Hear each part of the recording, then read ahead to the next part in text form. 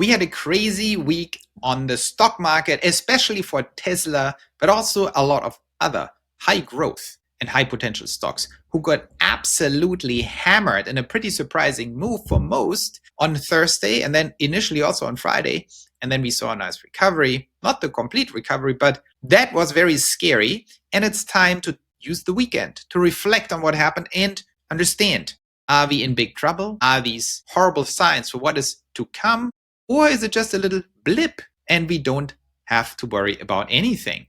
That is the point of this video, and we will dive right into it and think about what actually drove the markets to behave so crazy. Number one, it's very clear this has nothing to do with Tesla if you're a Tesla investor. It also has nothing to do with Bitcoin or Ethereum or Palantir, whatever it is. It was a rout. Everyone got destroyed. That was a AI-dependent high-growth asset. That includes certain financials like Robinhood, SoFi, and of course the core AI stocks like Tesla, Palantir, and so on. What actually happened here? The market got creamed, high tech and crypto sort of drastically, rotation out of tech and high growth into the broader market initially on Wednesday and on Thursday. And then the whole market got a little iffy and it got a little scary. I want to talk about the two drivers that I identified for what was actually going on. And these two drivers were Fed fears. That was behind the whole thing. When you look at Thursday, what exactly happened? And the AI discussion with OpenAI at the center of the question, is this a crazy bubble? Are we all going nuts? And are we all investing into something that is not ready to be invested in? And that takes the market to great highs, but also puts it at enormous risks. Is the AI bubble going to pop? These are the two big topics that drove the markets to go a little crazy. Not really crazy, by the way, in the large scheme of things, but when you were in it, it felt a little crazy. These are the two fears. And let me explain first the Fed, then AI, and then judge if we have a problem or not here. So what we saw, before we go into that, what we saw on Thursday is that the market suddenly, after three mentionings from three different Fed people that mentioned, oh, we are concerned about inflation, the government refused to give out the CPI numbers, the Trump administration basically pointing at the government shutdown, and they said, whoops, we don't have the numbers. Everyone knows this is kind of BS. Of course they have the numbers. So the market got concerned.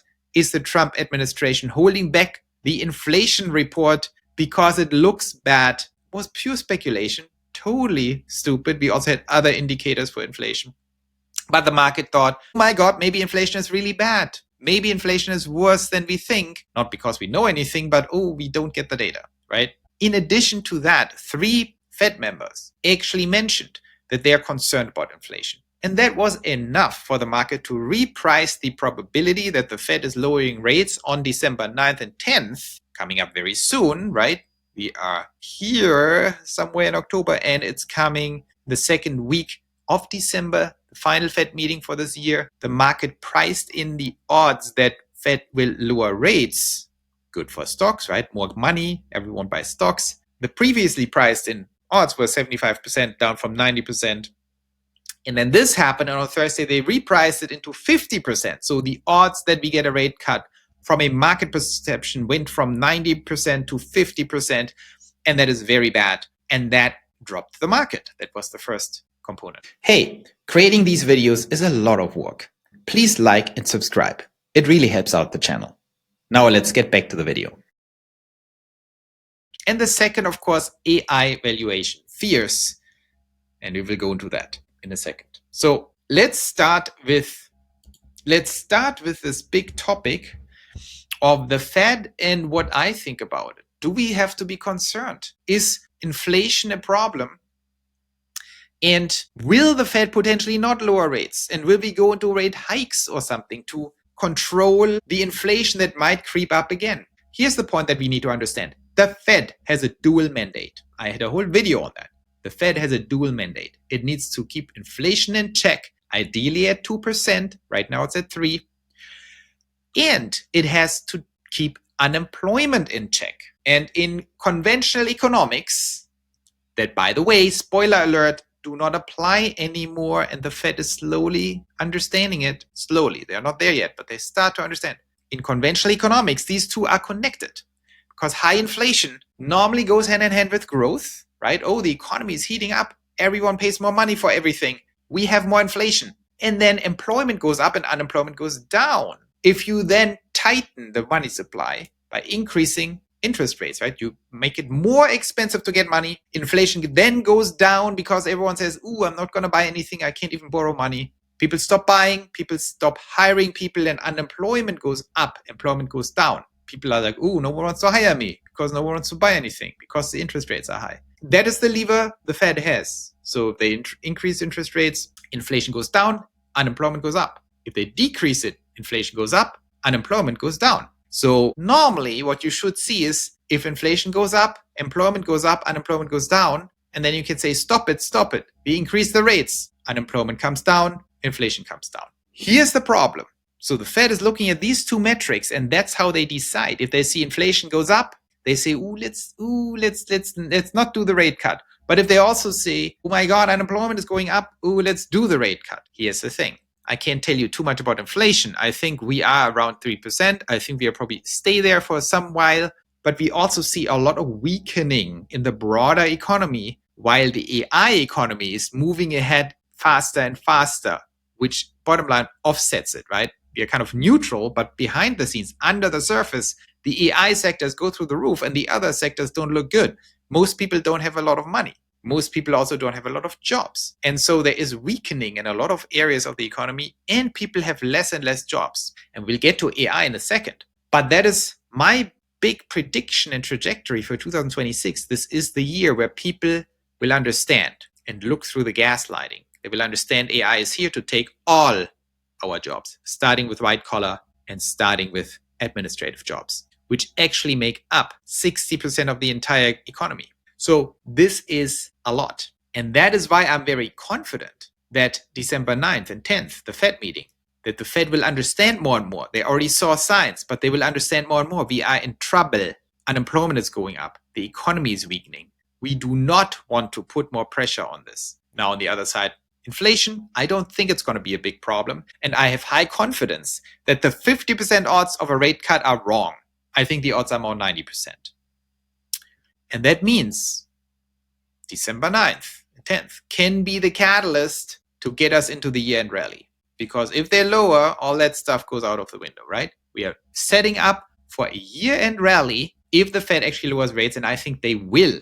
That is my prediction here. Now, you never know. I think it's a 90% chance, not a 50% chance, and the market is mispricing this. What about the other concern? The other concern. AI is a bubble.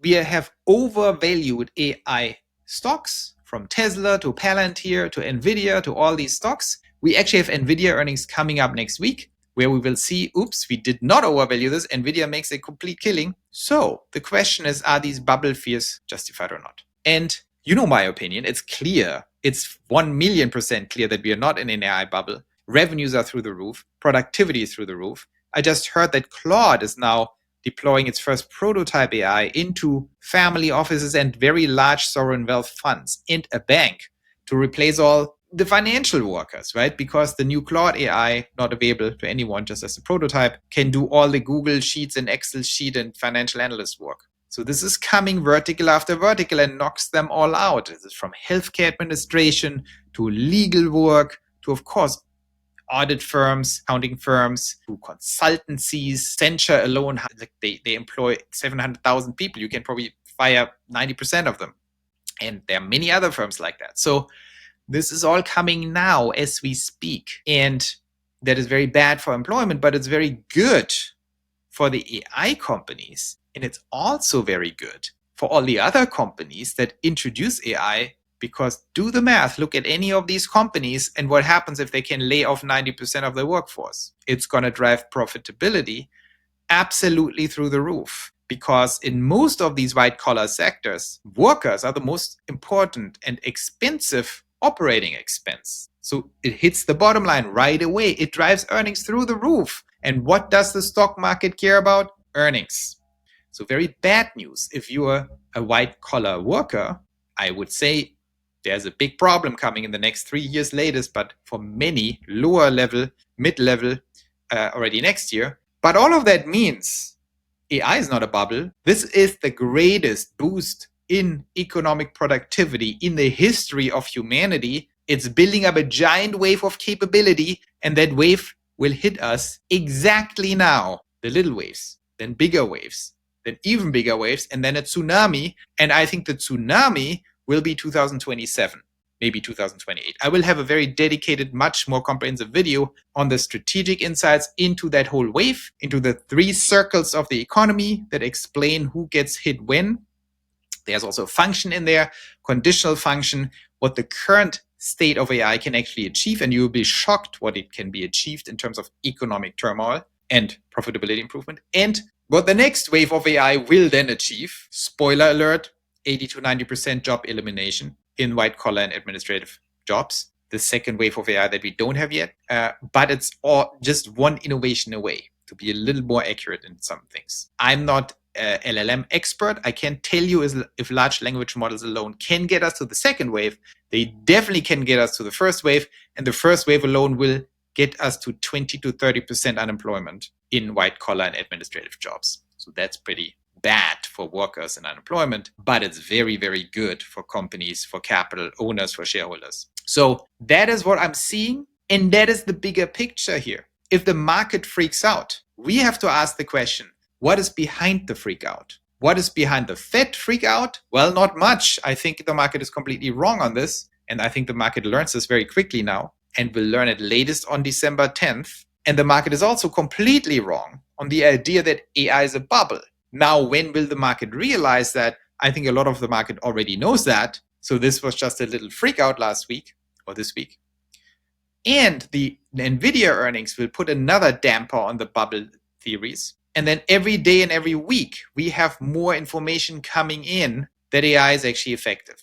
And this fake news MIT study from a few months ago that says 95% of AI projects are unprofitable or are being abandoned. Of course, that was 2024 study. And of course, AI wasn't completely ready. The fact that 5% did not get abandoned, well, that's very interesting. 5% were already profitable in 2024. So you can assume 50 to 80% will be profitable this year, 100% next year, and not just profitable, but next year, AI will become a strategic necessity for survival for any company that is in any competition with another company, aka all companies. So in order to predict the future, we first have to understand the real functions of reality and the real drivers. AI is the realest thing you can imagine. If you look at PE ratios, all kinds of things, they don't look crazy at all. Look at the Max 7.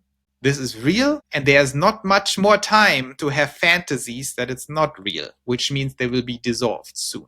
And all together, I think the next 2 weeks, the next 3 weeks, all the way to December 10th, will clarify these things in the market and very likely still lead to a massive year-end rally.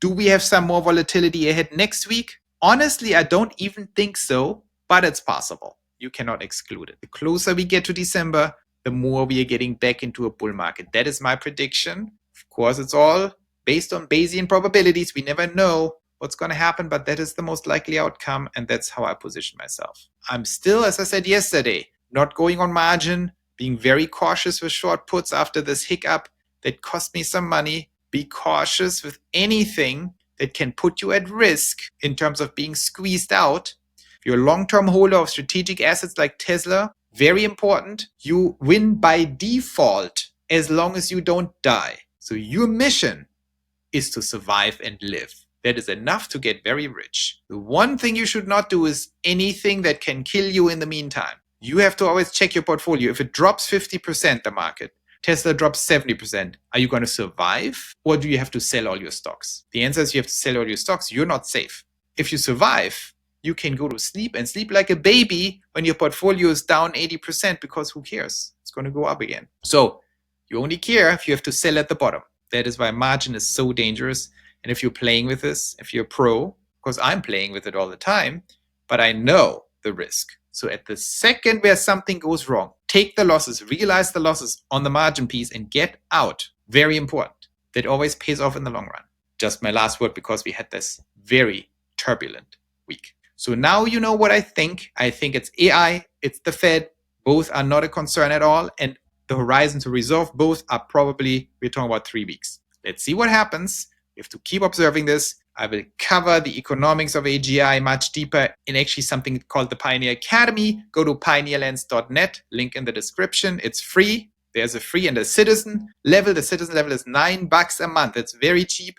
But even if you don't want to do this, join, and there's lots of free stuff. We have great people. We have great discussions. Our mission in Pioneerlands, it's not how I make my money, by the way, so I don't need that. I'm just doing that to build the community. I'm making much more selling short puts. But Pioneerlands is very important because it helps all of us to get together, have smart people who want to understand the future and predict some things, learn how to turn these opportunities into money, but also community, knowledge, wisdom that we will need because things will get extremely wild, both in a very bad way and in a very good way. It is a little chaotic what's going to come.